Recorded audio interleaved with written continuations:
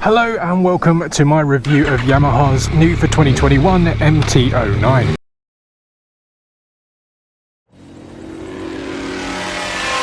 Suppose there are times when you lose your troubled mind. Suppose there are times when you're feeling unfound. Suppose there are days when your colors touch the ground. That's when you call me and know just what to say. We go out and on the night. We jump and touch the light. We dance and we don't sleep until we die. We don't have to worry. Drink up the nights early. Keep dancing, dancing, dancing, running right.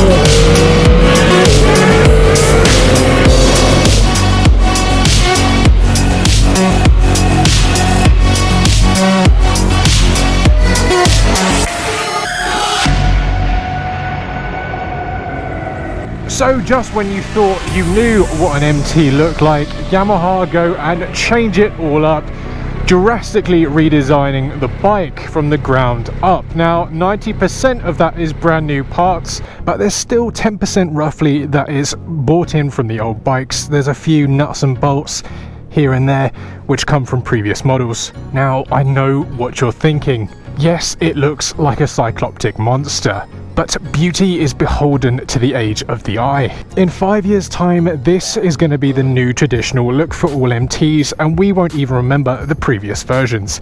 It's going to take some getting used to, I admit. The only issue is it feels like the best MT I've ever ridden. The boffins in Japan took the old 847cc engine and increased the piston length by 3mm.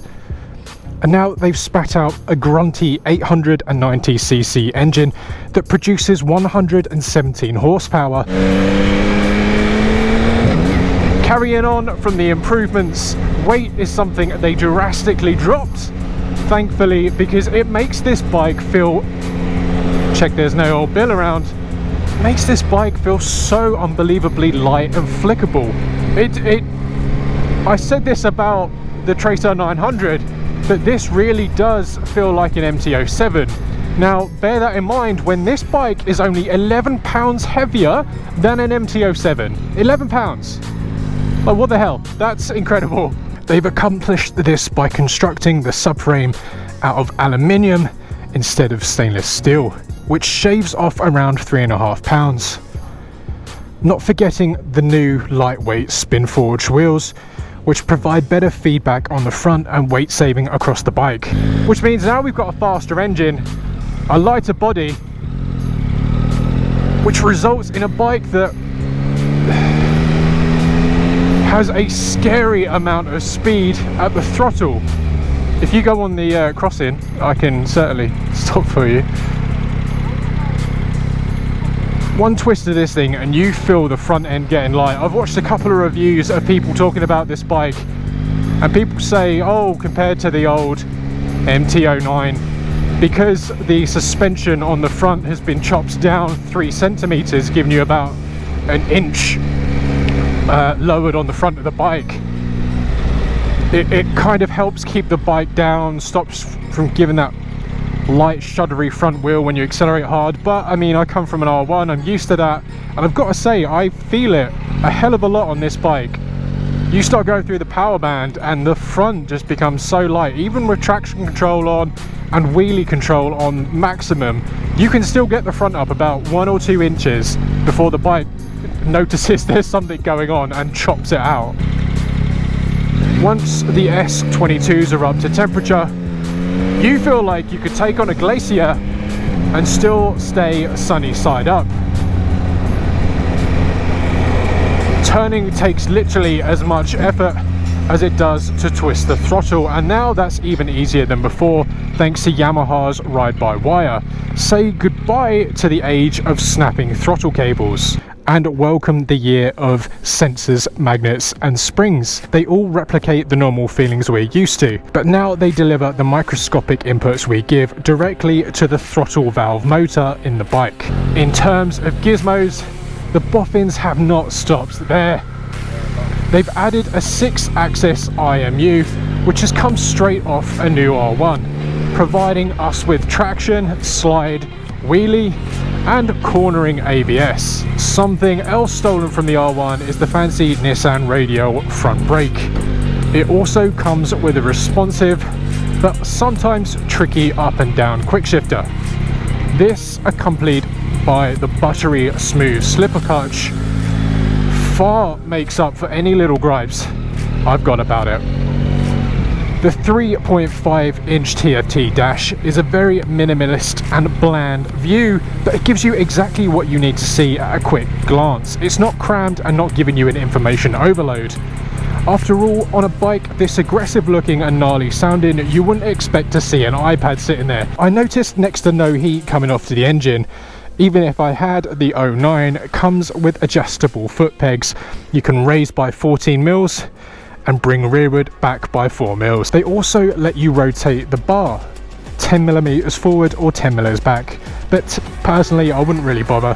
The front end feels by far the best I've had on all MTs. The bottom of the line is it's a great value for money motorcycle which punches well above its weight in terms of technology, specification and has a class leading engine that's proven itself over and over. The handling on this year's 09 is just superb. It's got a low and central centre of gravity which undeniably is helped by the mass centralised 3-in-1 exhaust that Yamaha have just been nailing on their recent bikes. With a $9,000 price tag, it puts the new 09 right where it needs to be, significantly cheaper than a lot of the other bikes in its class. It will only set you back under £100 a month for a typical finance deal. The Yamaha really packs a lot more features than you'd expect at this price point and has really surprised me. By no way does it feel like it's an advanced rider-only bike. With the dialed down modes and rider safety features, a beginner could quite easily take this out for a spin and feel like they're unthreatened by its power. That being said, throw off the stabilizers and the 09 will quench any hooligan's need for power, speed and fun. So lastly, to round it up, things I love and the things I hate. Things I love are the value for money, the brilliant torquey triple engine, the fantastic S22s as standard, the unobtrusive but helpful rider aids, the quick shifter and slipper clutch, the rear brake light and of course the deep throaty sounding exhaust. Now to the dislikes. The limited steering stock, I feel like I'm turning a Panigale instead of a naked Yamaha. Some areas strike me as unfinished, mainly that rectifier under the seat. The rear shock reminds me of the older MT-07 that I used to have. It was very wallowy and felt like I was riding a sofa. Although it's got adjustable preloads, it definitely feels like it's good enough for the job, just about. It's got a reasonably small 14-litre petrol tank, which will get you at a push 150 miles, but realistically, riding like I was getting 110 miles out of a tank. And lastly, the seat isn't the most comfortable and it is a tad on the thin side. But the big question should be, would I buy this motorcycle? And if I had £9,000, I definitely would. It's a great bike, it will not leave you disappointed. If you're going down the motorway, which, let's be fair, these naked 900cc bikes aren't designed for motorway miles. If you want that, get a GSA or something. These are for windy, fast country roads, city blasting, and if you do need to go on the motorway, it can. Of course, I did over like 100, 200, maybe about 250 miles when I had it on fast motorway roads. And yeah, from my experience, don't wear a peaked helmet because you are just in need of a chiropractor after all of those miles.